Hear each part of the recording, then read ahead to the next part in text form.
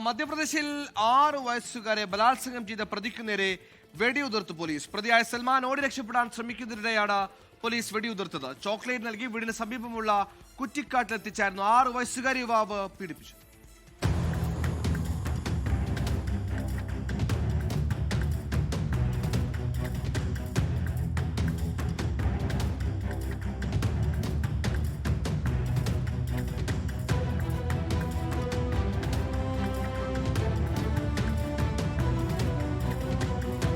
ഈ മാസം 21-നായിരുന്നു നാടിനു നടുക്കിയ ക്രൂരത. മധ്യപ്രദേശ് ഗോഹർഗഞ്ചിൽ വീടിന് പുറത്ത് കളിച്ചുകൊണ്ടിരുന്ന 6 വയസ്സുകാരിയെയാണ് പ്രതി സൽമാൻ ചോക്ലേറ്റ് നൽകി സമീപമുള്ള കുറ്റിക്കാട്ടിലെത്തിച്ച് പീഡിപ്പിച്ചത്. കുറ്റകൃത്യത്തിന് ശേഷം പ്രതി ഒളിവിൽ പോയി.